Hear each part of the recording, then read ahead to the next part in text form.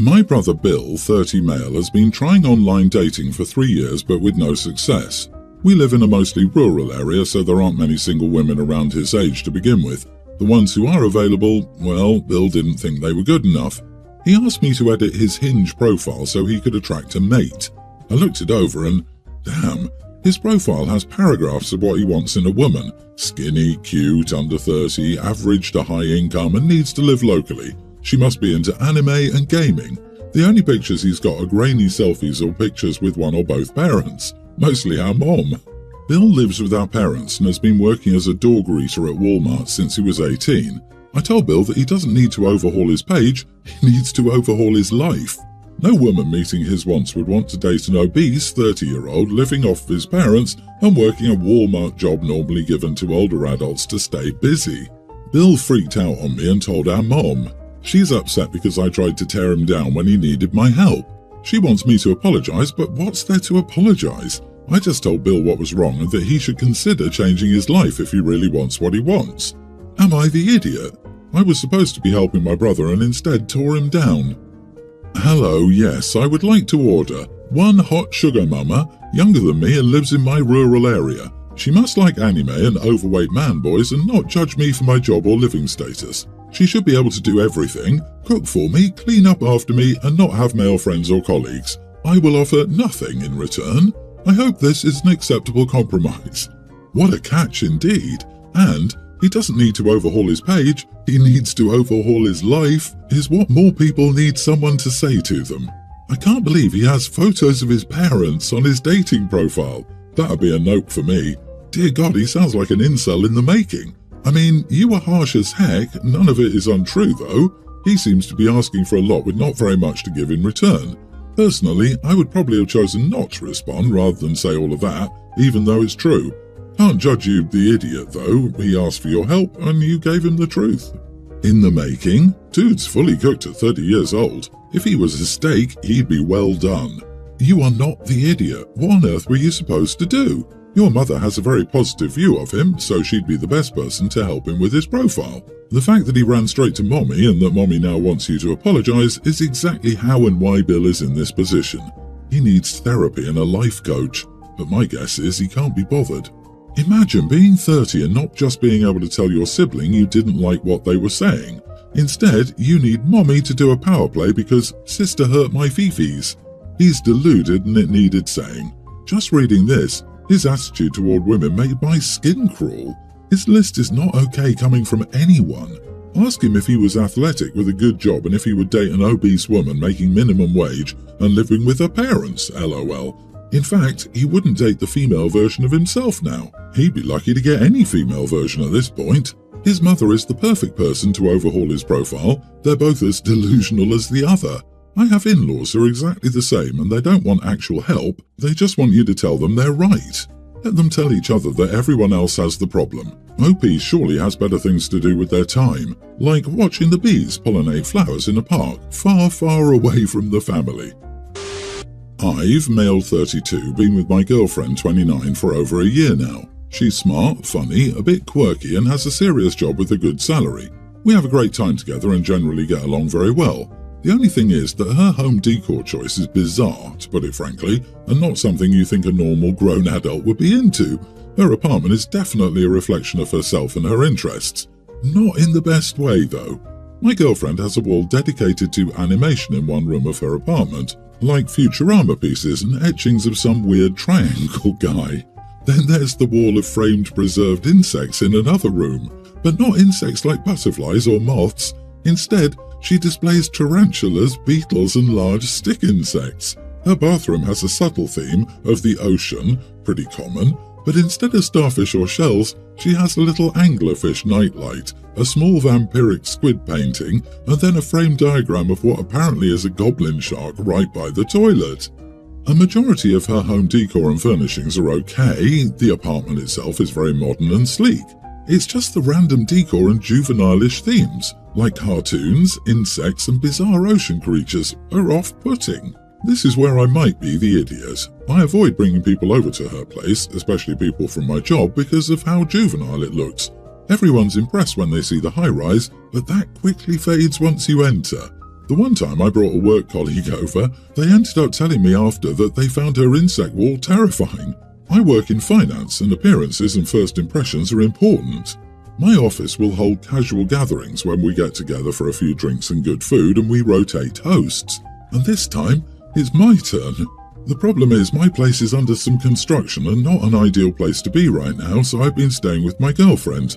My girlfriend suggested that we host my colleagues here since she has the space and thinks it'll be fun. I told her I planned on skipping my rotation and seeing if the next person would be okay with hosting early. She kept pressing on why I didn't want them over here, so I finally said it was because her home decor was strange and not something a grown woman would have, and also that her insect wall horrified the one colleague that did come over. My girlfriend got mad and said at the end of the day it's not my space and these things bring her joy. She also said that she is indeed an adult woman, which is exactly why her apartment is decorated in such a manner. I love my girlfriend, I do, and it's okay to have different interests, but what does an adult really need to decorate with them besides a few things here and there?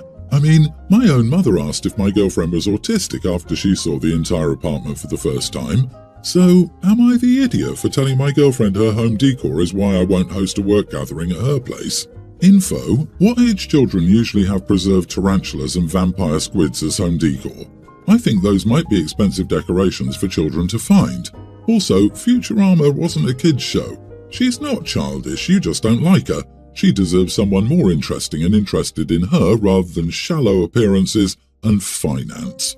You are the idiot, so you don't like her interests. You don't have to be judgmental about it. Your one and only experience bringing someone over, they were terrified of the insect display. So this one person and your own distaste have convinced you that everyone would be terrified? You don't need to bring your work colleagues over, but if you yourself look down on your girlfriend because of her interests and how she chooses to decorate, maybe you shouldn't be with her. Honestly, OP sounds like the only childish one here. Personally, I'm not too fond of live creepy crawlies, but that's because I don't want them on me. Creepy crawly exhibits of live or dead ones when they're behind glass, endlessly fascinating. They are amazing creatures and deserve to be liked and loved. I just don't want them crawling next to my skin. Her apartment sounds amazing. I'd love to look around it and engage her in the conversation. Your girlfriend sounds cool. What's she doing with a finance bro? Having second thoughts? OP, if you're so embarrassed by her, why are you with her? Do you see yourself in her life with her in the future? Yeah, no, you don't really love her. If you did, you would rejoice in these fantastic examples of her quirkiness. She sounds great. Break up with her and let her find someone who will cherish her awesomeness, as you're too embarrassed by her passion. So my husband works crazy hours. He's gone 6 days a week, basically all day. I'm a stay-at-home mom, going to school online and doing freelance work from home. I get 0 breaks. And on his one day off each week, he wants to do stuff as a family, so I still don't get a break. Anyway, his work schedule changed, so he's going in an hour later but has to stay an hour later. I thought it was great so he could spend some time with our child in the morning, and maybe I could get an uninterrupted shower. Well, on the first day of the new schedule, I woke up and he was already gone. So I called him and he was at the gym, and I explained it would be nice if he let me know he'd be going instead of just assuming. Also, we have weights and a whole gym area in our basement, my gift to him, and so I genuinely don't see why he has to go to the gym. I didn't even know he had a membership until now. Then he explained that he was going to use his extra time in the morning now to go to the gym before work. So instead of me getting any break, my days are now 2 hours longer, because he gets up at 6 to go to the gym, then gets home at 9 p.m. I also expressed that I think it's highly unfair that I cannot do things for my self-care without a babysitter that I end up paying for, and that's if you consider going to the dentist and doctor to be self-care. Anyway, am I the idiot for not being okay with this and standing my ground? He said he's still going to go and that he can't do all the workouts he needs from our basement.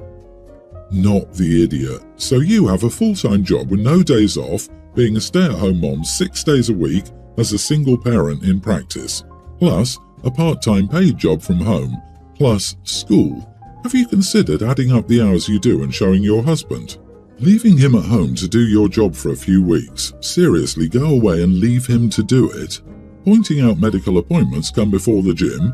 Going to add 2 hours a day, 5 days a week at the gym is excessive and unnecessary, especially when you take it out of someone's time and well-being. I think that your hubby is avoiding home and the children. And we have a winner. This guy just does not want to be a dad at all, so he has a family he's not actually interested in.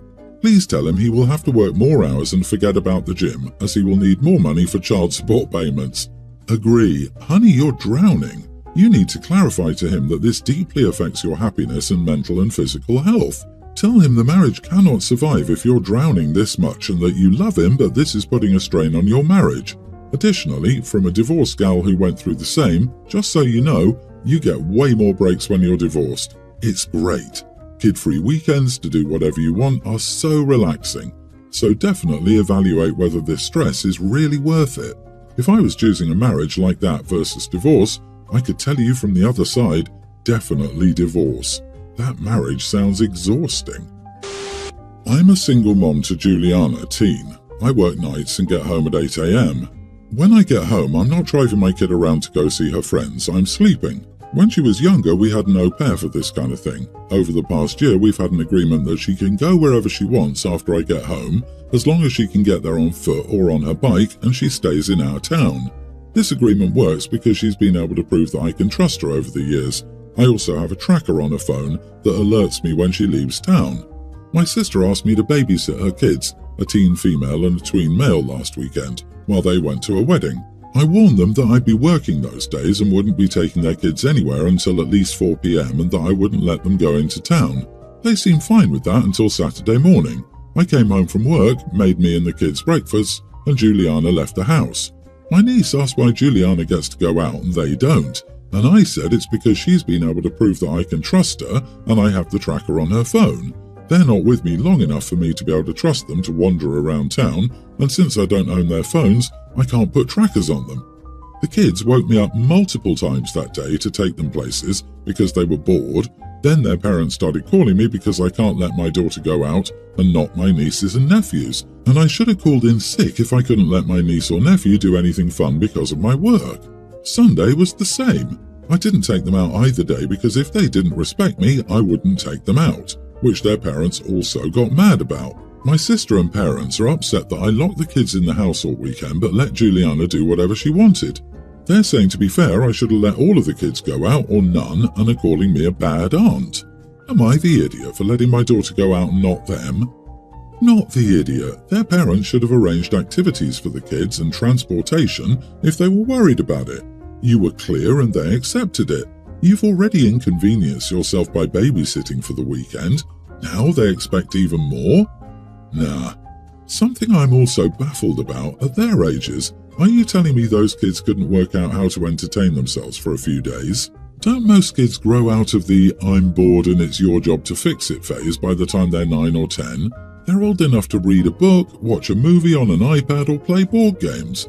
My mom had similar rules to me as a teenager. I could go where I wanted, when I wanted, as long as I told her about it and kept on top of my other responsibilities, like school. My older brother would complain, saying it wasn't fair since she didn't do that with him, but his grades sucked and he snuck out all the time to drink with friends.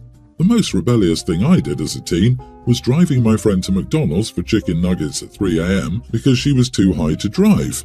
In other words, I was trustworthy and he wasn't. OP, you did your sister a favor. They knew the rules. She would have complained more if something happened to her kids if you let them rove around free range. No good deed goes unpunished.